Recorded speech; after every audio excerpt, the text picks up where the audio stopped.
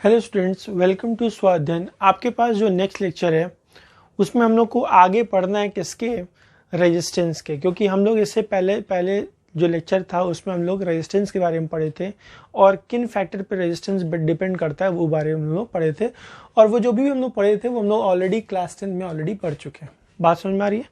अब हम लोग को यहाँ पर ओम्स लॉ पढ़ना है और ओम्स लॉ भी हम लोग क्लास 10 में पढ़ चुके हैं। अरे सर, जब पढ़ चुके हैं तो दोबारा क्यों पढ़ा रहे हो? बेटा, ओम्स लॉ आपने जो पढ़ा है वो आपको मैंने सिर्फ थोड़ा सा अपडेट किया है। अभी जो आप आगे पढ़ोगे तो आपको ड्रिफ्ट वेलोसिटी से ओम्स लॉ को कनेक्ट किया जाएगा, इसलिए यहाँ पर इंपॉर्टेंट है बताना। अब आपके पास आता है ओम्स लॉ। ठीक है, ओम्स लॉ क्या है? सबसे पहले आपको जानना है कि ओम्स लॉ है क्या और क्यों है। ठीक है, तो सबसे पहले हम लोग को पता होना चाहिए कि ओम्स लॉ है क्या। तो ओम्स लॉ में आपको बता दूं कि ओम्स लॉ एक German scientist George Simon Ohms 1828 में फ्लो ऑफ इलेक्ट्रिक करंट से रिलेटेड एक रिलेशनशिप जनरेट किया था। कब? 1828 में। साइंटिस्ट का नाम क्या है? जॉर्ज साइमन ओम, ये इसका नाम था। और इस साइंटिस्ट ने सबसे पहली बार क्या बताया था? सबसे पहली बार फ्लो ऑफ करंट के बीच में कुछ रिलेशनशिप जनरेट किया था। इन्होंने स्टेटमेंट ये दिया था कि अगर फिजिकल कंडीशन, टेम्परेचर, प्रेशर जैसी चीजें अगर कांस्टेंट रहें तो the flow of current in the conductor is directly proportional to potential difference across the terminal of the conductor. बात समझ में आ रही है? ये इसने स्टेटमेंट दिया था। तो according to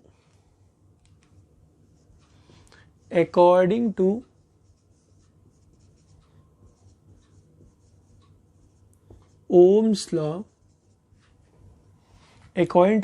law, if the physical conditions, कौन सा physical condition? Temperature,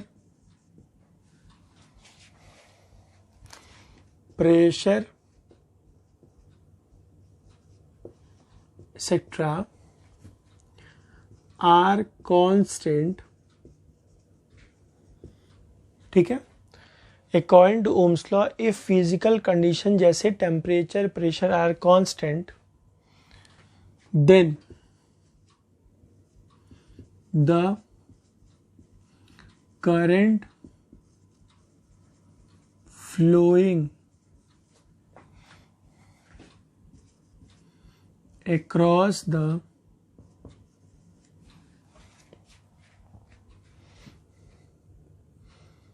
conductor is directly proportional to potential difference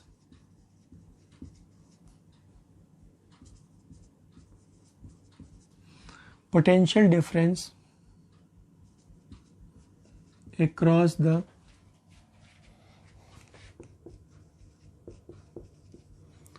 terminal of the conductor। इतनी बात समझ में आ रही है? इस स्टेटमेंट में मिला जुला के ये कहा गया है कि दैट पोटेंशियल difference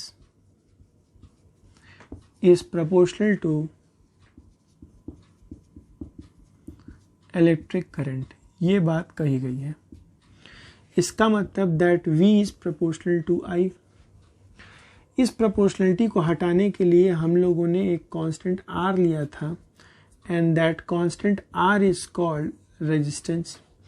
तो लिखेंगे here R is the proportionality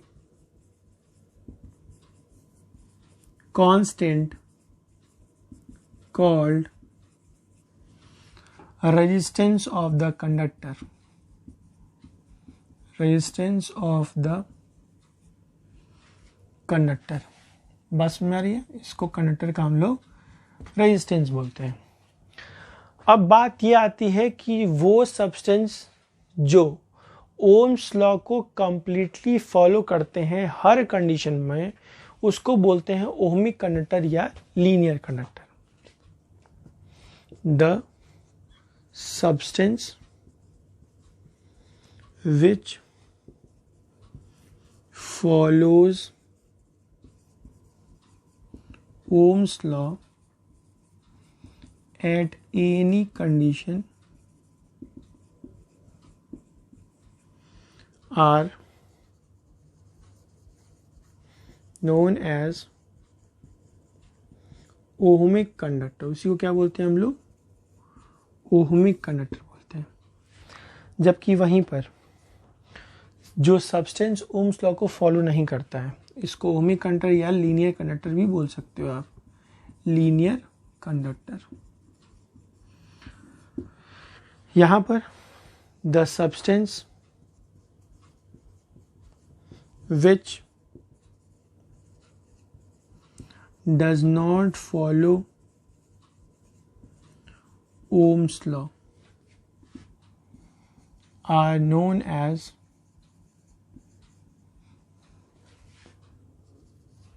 non-ohmic conductors. उसको क्या बोलते हैं हम लोग? नॉन ओमिक कंडक्टर बोलते हैं.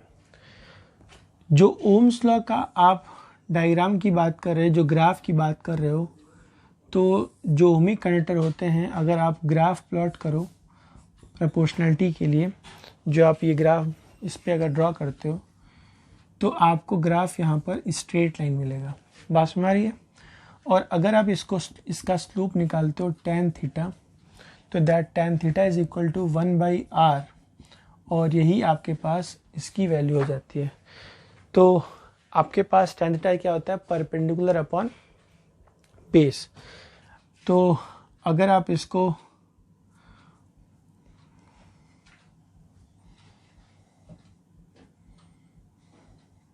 हाँ, तो यहाँ से अगर आप tan थीटा निकालते हो तो आपके पास tan थीटा जो स्लोप आ जाएगा वो 1/r के बराबर हो जाएगा. तो इस तरह से आप इसको नोट डाउन कर सकते हो. तो ओम्स लॉ को आप नोट कीजिए, फिर मैं आपको नेक्स्ट टॉपिक पर लेके चलता हूँ.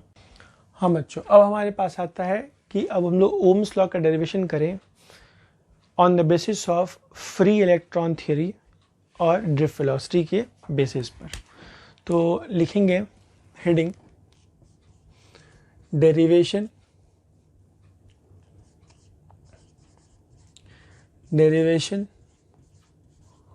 of Ohm's law on the basis of free electron theory or drift velocity.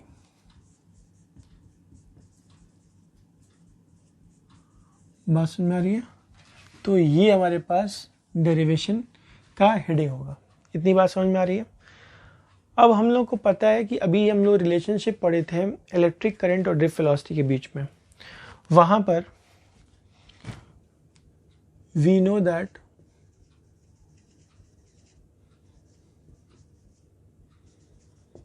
I is equal to NeAVD. आपने अभी ये डेरिवेशन पिछले लेक्चर में देखा होगा.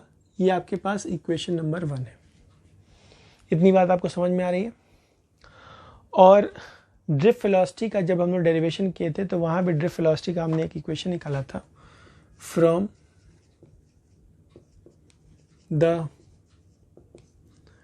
Drift velocity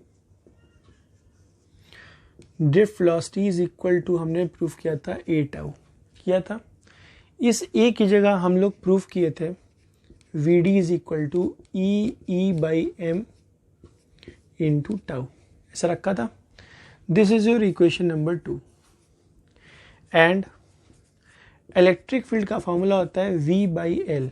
this is your equation number 3। Equation number 3 को इक्वेशन नंबर 2 में substitute करेंगे क्योंकि यहाँ पर आपके पास E है, तो लिखेंगे पुटिंग इक्वेशन 3 इन इक्वेशन 2, तो वी गेट क्या मिलेगा हम लोगों को, V D is equal to E और v by M L into tau, ये मिलेगा कि नहीं मिलेगा, मिलेगा। तो आपके पास जो ड्रिफ्ट वेलोसिटी की वैल्यू आ गई वो हो गई वी डी बराबर दिस वैल्यू। अब हम लोगों को ये जो मास दिख रहा है ये मास ऑफ इलेक्ट्रॉन है और कुछ नहीं, क्या है, mass of electron. This is your equation number 4। कोई दिक्कत, तो यहाँ तक कोई दिक्कत नहीं, तो आप इसको नोट कीजिए।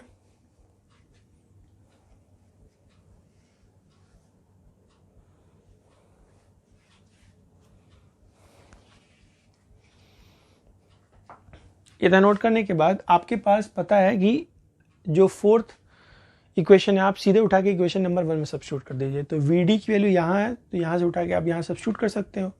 तो लिखोगे substituting equation 4 in equation 1 we have, क्या मिलेगा हम लोगों को, I is equal to N E A और वी डी की वैल्यू हो जाएगी ई वी एम ई एल टाउ, ये होगा।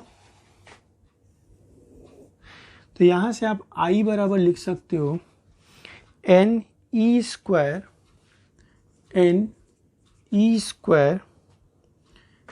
ए tau divide by m E l into capital V, ऐसा लिखा जा सकता है। आप जरा कैपिटल V को सेपरेट करो, तो कैपिटल V को अगर आप सेपरेट करते हो तो capital V is equal to हो जाएगा M L upon N E square A tau into I, ऐसे लिख सकते हो। इस इक्वेशन को बस हमने रीअरेंज किया है। अब आपको एक चीज़ दिख रहा होगा कि ये मास ऑफ इलेक्ट्रॉन है, ये लेंथ ऑफ द कंडक्टर है, ये number of electron per unit volume है, ये मैग्नीट्यूड ऑफ इलेक्ट्रॉन है, ये एरिया ऑफ रोटेशन, ये रिलैक्सेशन टाइम है, ये सारी वैल्यू कांस्टेंट है। तो लिखेंगे here m L upon N E square A tau is constant, therefore हम लिख सकते हैं कि that capital V is proportional to I। लिख सकते हैं कि नहीं लिख सकते हैं, जो V प्रोपोर्शनल टू I है यही तो ओम्स लॉ है, तो हमने प्रूव कर लिया। This is Ohm's law. लेकिन यहां से एक इंटरेस्टिंग बात निकल के आई कि आपके पास फॉर्मूला होता है V is equal to I R है, R की जगह ही तो ये पूरी वैल्यू लिखी हुई है, तो आप ये लिख सकते हो कि the value of resistance is this. तो इसको आप इक्वेशन नंबर 5 ले लीजिए और लिख सकते हो कि from equation 5 the value of resistance R बराबर m l divide by n E square A tau, sorry ये वैल्यू होगी। तो आपके पास रेजिस्टेंस की ये वैल्यू निकल के आई। अब यहाँ से आपको क्या चीज़ दिख रहा है, mass of electron, number of electron और टाउ, ये कांस्टेंट वैल्यू है। तो आप लिख सकते हो here m e by n E square tau is constant, therefore this R is proportional to L by A। ऐसा आ रहा है कि नहीं? अब आपको पता है कि रेजिस्टेंस L और A पे डिपेंड करता है, तो आप लिख सकते हो hence R is directly proportional to L and R is inversely proportional to area of cross section। तो इतना चीज़ हमने प्रूव कर लिया ओम्स लॉ से। अब इसके आगे जो हम लोग को डेरिवेशन करना है वो हम लोग अभी इसके बाद पढ़ेंगे, तब तक आप इसको नोट कीजिए। तो ये आपके पास यहाँ पर ओम्स लॉ हमने प्रूव कर दिया, तब तक आप इसको नोट कीजिए, फिर मैं आपको नेक्स्ट बता रहा हूँ। हाँ बच्चों, तो आप इतना नोट कर लिए होगे। अब आपके दिमाग में हमारा सर आपने सारा मिटा दिया, बस ये छोड़ा है, तो बच्चों इसका काम है और आपको इसकी ज़रूरत पड़ेगी, इसीलिए मैंने इसको अभी छोड़ रखा है। अभी मैं इसको हटाऊँगा। अब आपके पास जो नेक्स्ट टॉपिक आएगा दैट इज स्पेसिफिक रेजिस्टेंस और रेजिस्टिविटी। बात समझ में आ रही है? ये हो गया।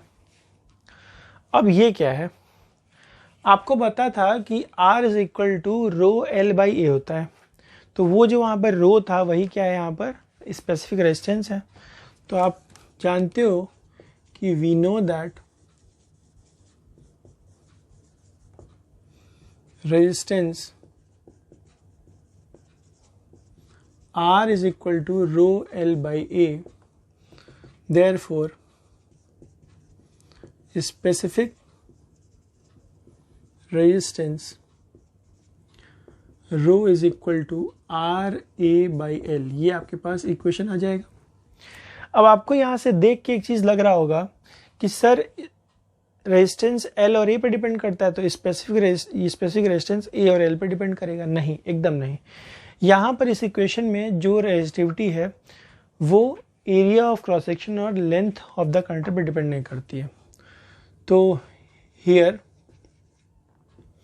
रो is not depend on the area of cross section and length of the conductor. बात समझ में आ रही है? इसका मतलब क्या हुआ कि अब रेजिस्टिविटी ये रो कैसे आप डिफाइन करोगे? तो अगर एरिया ऑफ क्रॉस सेक्शन और लेंथ ऑफ द कंडक्टर दोनों यूनिट हो जाए, ये दोनों 1 हो जाए, तो ये इसके बराबर हो जाएगा। तो अगर आपको डेफिनेशन लिखना है तो लिखोगे कि specific resistance is equal to resistance of the conductor when area of cross section and length of the wire is unity। इसका मतलब कि एरिया को आप 1 सेंटीमीटर स्क्वायर और लेंथ को 1 सेंटीमीटर आप कर दें, तभी आपके पास ऐसी पॉसिबिलिटी होगी, तभी ये रो जो है R के बराबर होगा। अब बात आती है इस इक्वेशन की। यहां पर R is equal to MELE ये ऐसे है, और ये आपके पास इक्वेशन है, इसको आप इक्वेशन 2 कर लो, इसको आप इक्वेशन नंबर 1 कर लो। तो इस इक्वेशन को जरा मैं ऊपर लिख रहा हूं, R is equal to ME divide by NE square tau L by A। इसको मैं इक्वेशन नंबर 3 लिख रहा हूं, ठीक है। अब हम लोग को पता है कि that R is equal to ME upon NE square tau upon L by A।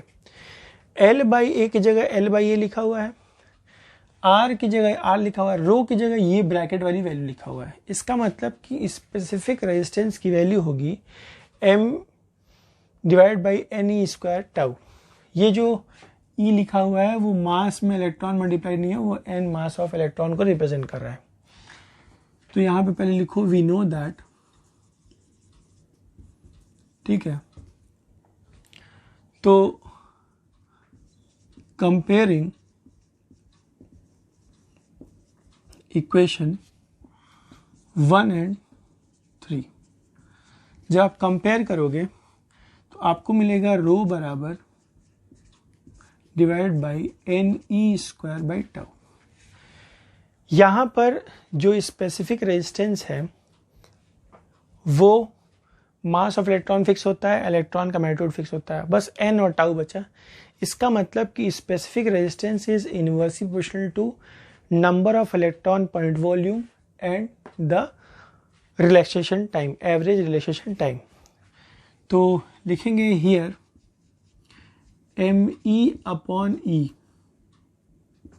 Square is constant, therefore resistivity is inversely proportional to n tau।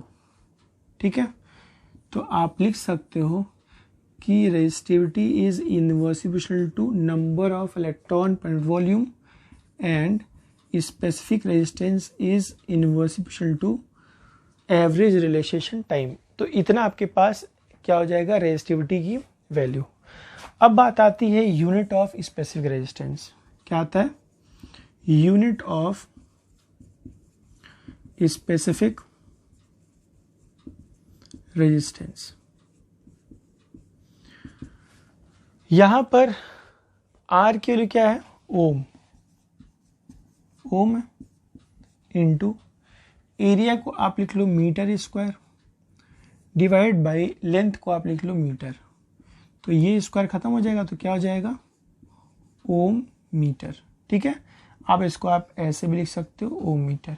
तो this is the unit of specific resistance. तो आप इतना note कीजिए, फिर मैं आपको next बता रहा हूँ। नोट। हाँ बच्चों, अब आपको एक कुछ इम्पॉर्टेंट तरीका बता रहा हूँ। ये नोट्स भी है और आप कह सकते हो कि बहुत ज़्यादा इम्पॉर्टेंट भी है, आपका दिमाग यहाँ तक नहीं जा पाएगा। ठीक है, अब करना क्या है, करना ये है कि आपको पता है कि V is equal to R I formula होता है, या आपको याद होगा आई आर बोलते हो तो आप लिखो आई आर। तो यहाँ से लिख सकते हो I is equal to V by आई।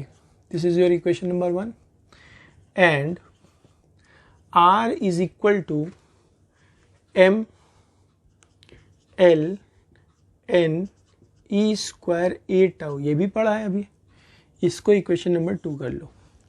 दोनों आर का इक्वेशन आप कंपेयर कर सकते हो। तो फ्रॉम इक्वेशन 1 एंड 2 कंपेयर किए तो आपके पास आया V बाई आई और आया M E L N E square ए टाउ। ये L मैं यहाँ भेज रहा हूँ, I को यहाँ भेज रहा हूँ। बात समझ आ रही है? ये हो जाएगा V बाई L is equal to M E I divide by n E square tau m E N E square tau और एल बाई ए। ऐसा मैंने लिख दिया, सॉरी एल बाई ए ने आई बाई ए, क्योंकि एल की जगह हमने आई को ट्रांसफर किया था। करंट अपॉन एरिया क्या होता है, करंट डेंसिटी, और वी बाई आई क्या होता है, इलेक्ट्रिक फील्ड। तो आपके पास V by I L is equal electric field, ये हो जाएगा आपके पास M E N E square tau और ये हो जाएगा करंट डेंसिटी का फॉर्मूला जे। आपको ये फॉर्मूला याद आ रहा है, ये फॉर्मूला एम ई upon N E square tau. अभी देखो आप स्पेसिफिक रेजिस्टेंस में यही फॉर्मूला हमने बताया है। तो यहाँ पर इलेक्ट्रिक फील्ड का फॉर्मूला हो जाएगा रो इंटू जे। ठीक है, तो आप इस तरह से ये रिलेशनशिप भी निकाल सकते हो और ये इम्पॉर्टेंट रिलेशनशिप है, ध्यान रखे रहना। तो इस तरह से आप इसको कर सकते हो। तो यहाँ तक आप नोट कर लो, फिर मैं आपको नेक्स्ट लेक्चर में मिलूँगा और नए टॉपिक के साथ। Best of luck, please subscribe the channel and press the bell icon for the pop